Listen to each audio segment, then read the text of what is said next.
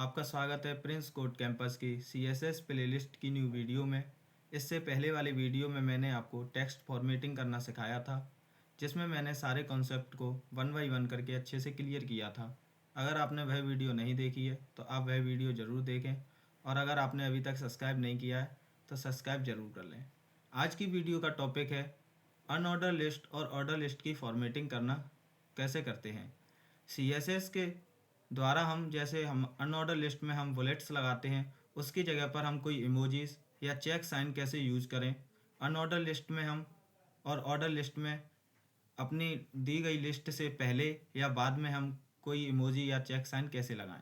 इसके लगाने के लिए हम अपनी पहले विंडो को क्लीन कर लेते हैं। अनऑर्डर लिस्ट को समझने के लिए पहले हम एक अनऑर्डर लिस्ट क्रिएट करते हैं।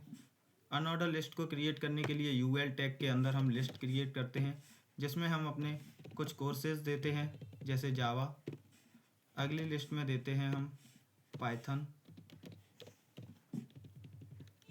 अगली लिस्ट में देते हैं हम वेब डिज़ाइन या डिज़ाइन, और अगली लिस्ट में देते हैं हम जैसे जावा स्क्रिप्ट। इसे सेव करेंगे तो आप देखेंगे हमारे पास अनऑर्डर लिस्ट हर बुलेट्स के बाद हमारी प्रॉपर्टीज़ आ रही है। अगर आप चाहते हैं कि हम इस बुलेट्स की जगह पर हम कोई चेक साइन यूज़ करना चाहते हैं या कोई इमोजी साइन यूज़ करना चाहते हैं तो वो हम कैसे लगाएंगे।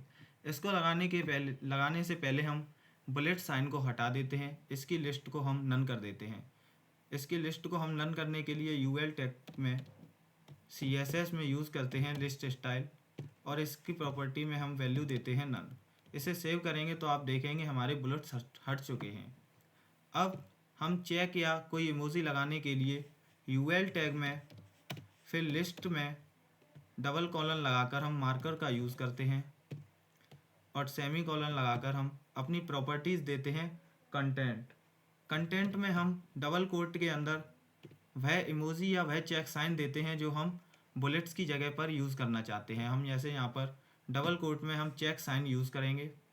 चेक साइन को हम कहीं से भी कॉपी कर सकते हैं, जैसे यहाँ पर हम डालेंगे चेक साइन और यहाँ से हम इसे कॉपी कर लेंगे। कॉपी कर कर हम अपने कंटेंट में डबल कोट के अंदर उस चेक साइन को हम पेस्ट कर देंगे। इसे एक बार रिफ्रेश बैक करेंगे, इसे पेस्ट करेंगे, इसे सेव करेंगे तो आप देखेंगे हमारे यहाँ पर बुलेट्स थे, वहाँ पर अब चेक साइन आने लगा। अगर हम इसका कलर चेंज करना चाहते हैं तो हम फॉन्ट कलर प्रॉपर्टी का यूज़ करते हैं। कलर में जैसे हमने दिया ग्रीन, और इसे सेव करेंगे तो आप देखेंगे हमारे चेक साइन का कलर चेंज हो चुका है।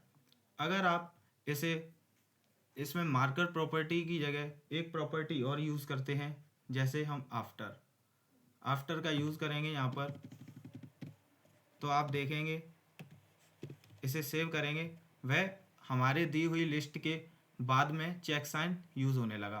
अगर हम अपने चेक साइन का साइज़ बढ़ाना चाहते हैं तो यहाँ पर हम फॉन्ट साइज़ का यूज़ करते हैं, और इसमें हम वैल्यू पिक्सल में देते हैं। इसे सेव करेंगे और इसमें देखेंगे कि हमारे चेक साइन का साइज 20 पिक्सल हो गया।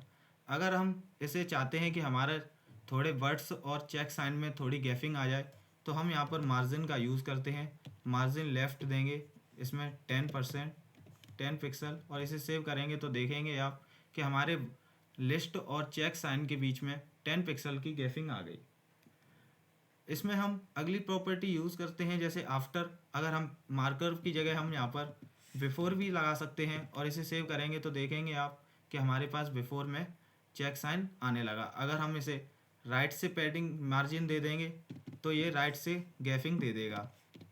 इसे सेव करेंगे तो देखेंगे राइट से चेक और वर्ड्स के बीच में 10 पिक्सल की गैपिंग आ गई। इसी प्रकार हम अनऑर्डर लिस्ट और ऑर्डर लिस्ट का यूज़ कर लेते हैं। जैसे अगर हम यहाँ पर एक ऑर्डर लिस्ट भी बना लेते हैं, इसे कॉपी कर लेते हैं और इसे पेस्ट करके यहाँ पर अनऑर्डर की जगह हम ऑर्डर लिस्ट ले लेते हैं और इसे सेव करेंगे तो देखेंगे अभी हमारे बाई डिफ़ॉल्ट 1 2 3 4 की फॉर्म में आ रहा है। इसकी हम सबसे पहले OL लेकर इसकी स्टाइल को हम नन कर देते हैं। लिस्ट स्टाइल में नन कर देंगे। फिर हम OL को लिस्ट में डबल कोट लगाकर बिफोर का यूज़ करके सेमी कॉलन के अंदर हम प्रॉपर्टी देते हैं कंटेंट, और यहाँ पर हम कोई इमोजी जैसे लगाना चाहते हैं तो डबल कोट के अंदर हम उसमें जो इमोजी लगाना चाहते हैं वहाँ से जहाँ से कॉपी करना चाहते हैं कॉपी करके यहाँ पर पेस्ट कर देंगे। जैसे हमने एक इमोजी लिया और यहाँ पर हम इमोजी को पेस्ट कर देंगे और इसे सेव करेंगे तो देखेंगे हमारे लिस्ट से पहले हमारे पास इमोजी सेट हो गया। इसकी भी हम मार्जिन राइट से दे देंगे 10 पिक्सल और इसे सेव कर देंगे तो आप देखेंगे कि हमारे पास लेफ्ट राइट से 10 पिक्सल की गैपिंग हो गई। इसका हम साइज बढ़ाने के लिए फॉन्ट साइज का यूज़ कर लेते हैं, जैसे 30 पिक्सल दे देते हैं और इसे सेव करेंगे तो आप देखेंगे हमारे इमोजी का साइज 30 पिक्सल हो गया। इस तरीके से हम अनऑर्डर लिस्ट और ऑर्डर लिस्ट का फॉर्मेटिंग करते हैं, अपने वेबसाइट पर अच्छी दिखाने के लिए ऐसी फॉर्मेटिंग कर सकते हैं। इसके बाद अगला टॉपिक है हमारे पास बॉर्डर को हम जैसे हमने कोई एक डिव क्रिएट की और डिव में थोड़ा सा कंटेंट ले लिया, जैसे हमने प्रिंस कोड कैंपस अपने चैनल का नेम लिखा और इसकी हमने CSS करने के लिए एक क्लास दी जिसमें दिया नेम फर्स्ट, और इसकी CSS करने के लिए हमने स्टाइल टैग के अंदर डॉट लगाकर कॉलन के अंदर इसमें हमने विड्थ दी इसकी 400 पिक्सल और इसकी हमने हाइट दे दी 250 पिक्सल, और इसमें हम बैकग्राउंड कलर देते हैं जैसे पिंक। इसे सेव करेंगे तो आप देखेंगे कि हमारे पास एक डिव बनकर आ गया। अगर आप चाहते हैं कि हमारे डिव के चारों तरफ एक बॉर्डर लग जाए तो हम यहाँ पर बॉर्डर प्रॉपर्टी का यूज़ करते हैं, जिसमें हम पहले प्रॉपर्टी में पहले वैल्यू देते हैं कि हमारे बॉर्डर कितनी पिक्सल का होना चाहिए। जैसे हमने यहाँ पे दिया 2 पिक्सल। इसमें हम बॉर्डर में कई सारी प्रॉपर्टीज़ यूज़ करते हैं, जैसे पहले देख लेते हैं सॉलिड लगाएंगे और फिर तीसरी वैल्यू देते हैं हम अपनी बॉर्डर का कलर कैसा रखना चाहते हैं, जैसे हमने यहाँ पर दिया रेड। इसे सेव करेंगे तो आप देखेंगे 2 पिक्सल का सॉलिड रेड कलर का बॉर्डर चारों तरफ बन के आ चुका। इसमें काफ़ी सारी प्रॉपर्टीज़ होती हैं जैसे सॉलिड, यहाँ पर हम डैश्ड का भी यूज़ करते हैं और इसे सेव करेंगे तो आप देखेंगे कि हमारे पास डैश वाला बॉर्डर आ जाएगा। कुछ प्रॉपर्टीज़ और भी होती हैं, आप गूगल पर सर्च कर लेना। हम अगर ज़्यादा दिखाएंगे तो वीडियो हमारी ज़्यादा लंबी हो जाएगी। यहाँ पर एक और होता है ग्रूव का यूज़ करेंगे, इसे सेव करेंगे तो देखेंगे हमारे पास, इसे थोड़ा बढ़ा लेते हैं तो देखेंगे आप कि हमारे बॉर्डर में अलग अलग स्टाइल के बॉर्डर आ रहे हैं। जैसे हमने ग्रुप दिया तो ग्रुप टाइप में जो बॉर्डर है वह आ जाएगा। अगर हम आउटसाइड का देंगे और इसे सेव करेंगे तो देखेंगे कि आउटसाइड टाइप का बॉर्डर आ जाएगा। इस तरीके से हम अपने डिव को बॉर्डर दे सकते हैं। इसे हम फिर से पहले जैसा जूम कर लेते हैं जिस तरीके से आपको अच्छे से दिखे।